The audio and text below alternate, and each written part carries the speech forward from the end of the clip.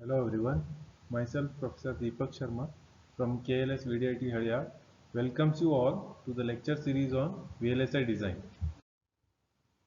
In the previous lecture, we have seen some principles for logic verification. In today's lecture, we will be learning about how to test and how to debug few manufacturing test faults, that is manufacturing test principles. Coming to manufacturing test principles, why we have to do the manufacturing test? So whenever any IC or any circuit is built, before they reach the market, we have to test the circuit. So one of the test is manufacturing test.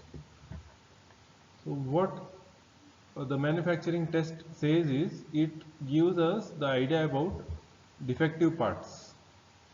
Defective parts in the sense, if some gate or if some transistor is not working in the design, then or the in layout, like some misconnections, some shortenings or some open circuit has happened during the manufacturing process.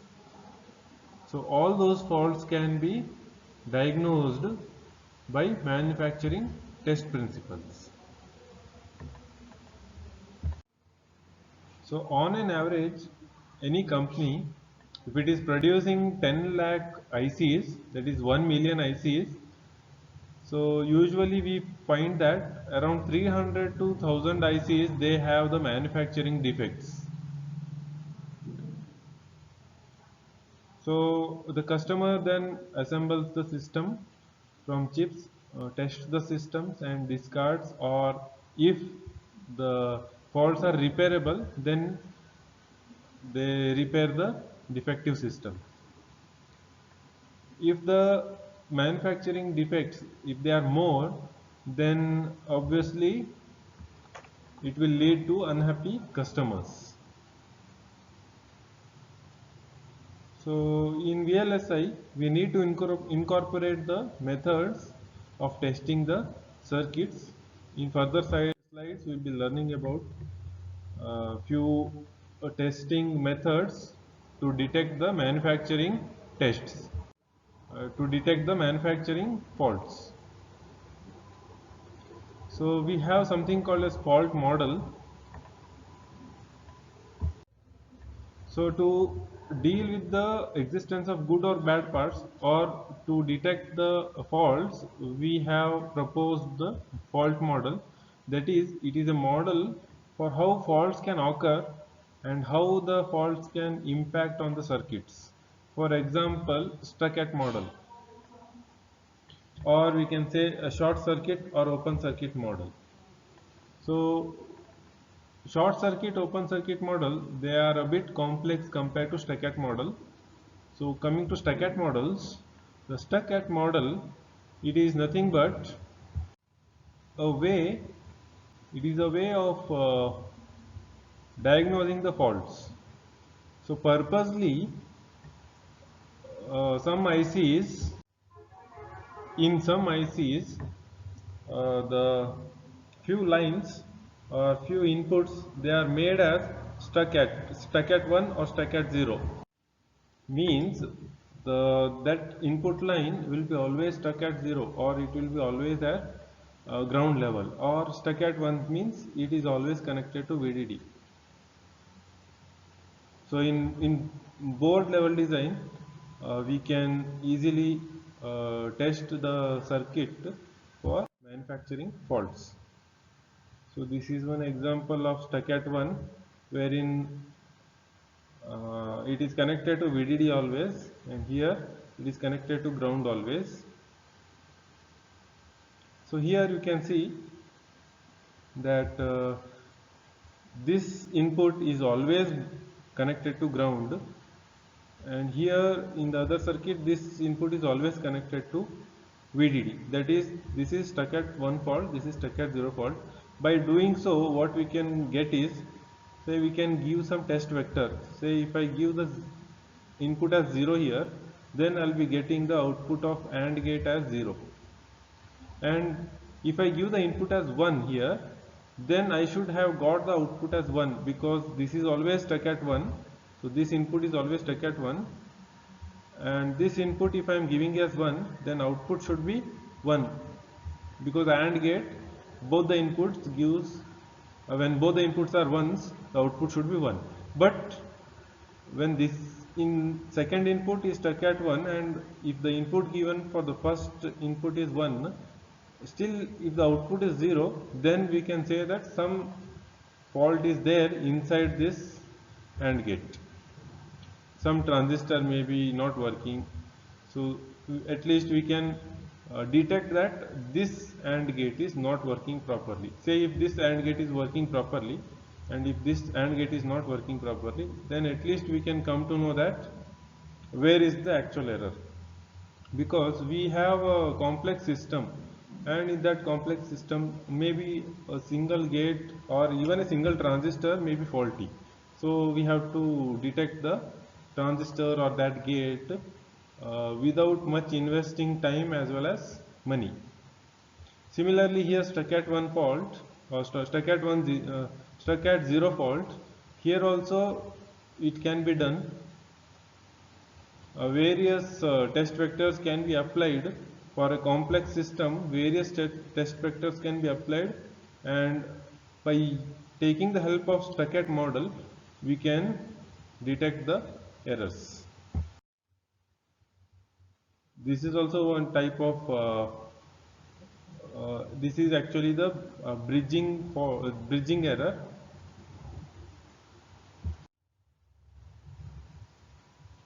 So here CMOS open fault that causes sequential faults. So here you can say here there is a gap. You are seeing a gap, that is the connection is not completed. So there will be a complex circuit. There will be complex circuit where the layout will be too large, too complex, and in that we have to find out where is the short or where is the open circuit. Here we can say here short to VDD, or here a defect that causes static IDD current. If here by chance if it is shorted to the VDD, then a current will always flow in this path. That is a static IDD current. That is, if it is shorted, then continuously the current will be flowing through this path. So this also can be an error. This is just an example. Coming to another term, observability. Observability of a circuit can be defined as, actually observability it can be for a node. So it can be defined as the degree to which we can observe that node at the output of the IC. Say I have a circuit of an op-amp. So we have a node, and how easily can we observe the output of output. Say pin number 6 is the output for the op-amp. So how easily we can observe the output of this op-amp in a very large and complex system, that is the observability. How easily this node is observable. Why observable? In order to test the circuit itself. So to check that it operates correctly, we have to observe. So how easily it is observable? That is nothing but observability. I repeat, observability is nothing but how easily that node is observable in order to test the circuit. But very limited number of nodes will be observed, or they are observable, and a good designer, he has to see that more number of nodes can be observable, because when we observe we can diagnose the fault. When we can't observe itself, then it becomes very difficult to diagnose the fault. Hence,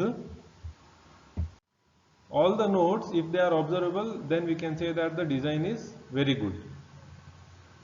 So directly or indirectly, the nodes should be observable. Coming to controllability, so it is related to observability itself. When I control any node, then I can observe it. Like say if there is a signal, there is a line, if I give 0 here, and if there is any circuit, say a NOT gate, if there is a NOT gate here, and if I want to observe the output at the output of the NOT gate. So if I give the input 0 here, then I can observe the output as 1. But if I am unable to give 0 here, that is at this point the controllability is not in my hand, or this input can't be controlled, then it becomes very difficult to observe the output as 1 here. Hence, controllability is very important as the observability is. It helps in diagnosing the faults. This is just an example. So controllability can be defined as how easily the node is controllable, how easily I can modify the signal at the input or at any node, how easily the signal can be modified, or how easily the signal can be changed at any node, so that observability is made easy. So for observability to be made easy, controllability should be made easy. That is, I should be able to change the input at any point. Say for example, in some counters, it will take many hundreds or thousands of cycles to get it to the right state. Say if the counter has started from 0000, and say if it is say n bit counter, say n maybe 32, 64, anything, then to come back to the original state, it will take so many hundreds or thousands of the cycles, right? So at that time I can't control it. If I want again 0000 combination, all zeros combination, then it can't be controlled, because it has already started. It will count till end and then it will come back to all zeros. So what can be done at that time is, there is an option reset, so that reset can be pressed. So reset, we can say that it is a very good control option. In the same way, all the circuits should be made easily controllable. That is, any input if you want to give, it can be given at that point. Coming to repeatability, the repeatability of a system is nothing but ability to produce the same outputs given the same inputs. Sometimes the repeatability helps in easy testing of the circuit. For example, uh, any input given at any point at any node, if we have say a buffer, then we can say that the same output will appear at the output side. So repeatability, somehow it helps in testing. It becomes testing is much easier when system is repeatable. Moving further, survivability. Survivability is nothing but you can say in general terms, survival of the circuit. Say if any fault is detected, then after that fault detection, can that circuit be modifiable, or can that circuit be repairable? If that is repairable, then we can say that the survivability of the circuit is good. That is, it is able to survive even after the detection of any fault. So example is error correcting codes provide survivability in the event of soft errors. In the information and theory code ITC subject, we have learnt about error correcting codes. So in that case, the survivability will be good if it is able to survive or if it is able to repair the faults. Even in some memory circuits, the redundant rows and redundant columns, sometimes survivability is good in those circuits because they are also repairable. So ultimately, what is survivability is, it is ability to continue its function even after detection of a fault. So if it is able to continue its function even after detection of fault, we can say that the survivability of the circuit is good. Fault coverage. Fault coverage is nothing but, say we are applying few test vectors, a set of inputs to test the circuit. How effective those input vectors are or test vectors are in covering all the faults. Whether all faults are being covered by applying these set of test vectors, that is nothing but fault coverage. So stuck at 1, stuck at 0, stuck at 1, all these we are just applying the stuck at 0 means we are making the input always 0. So that stuck at 0, is it able to detect all the faults, or stuck at 1, is it able to detect all the faults? So that is nothing but fault coverage. Automatic test pattern generation. So test pattern generation we have seen like test vectors, right? So if that generation of test vectors, if it is made automatic, then it is called as automatic test pattern generation.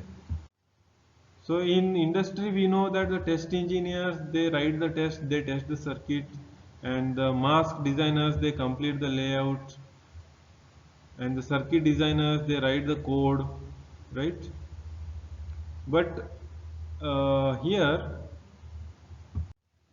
in between, in mid era, the test engineers, they just explored uh, the extra circuit for the ease of the test generation. That is, if I have a chip like this, so in that chip some part of the chip is totally dedicated for testing or say test generation. But what is the disadvantage of that is, this part of area, it is simply wasted only to test the circuit. Only to test the circuit, this part of area is being wasted, or we are using extra silicon, or you can say we are uh, just investing more just to test the circuit. So to overcome that, uh, these automatic test pattern generation has come into picture. So there will be some automatic machine which generates the test patterns automatically in order to test the circuit. Because it is automatic, even the test and cost, testing cost and testing time, it is also minimized by the use of ATPG. Then delay fault testing. So delay is also a factor which causes some faults. So till now we didn't discuss about the delay fault.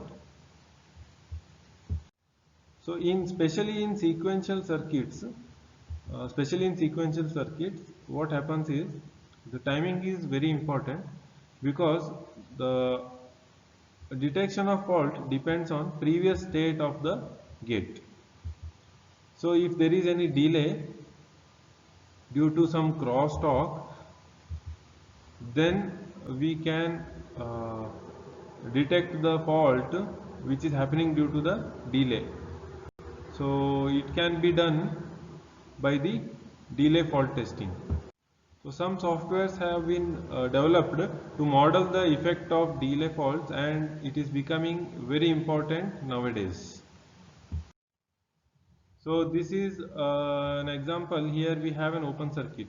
That open circuit is shown in the layout here.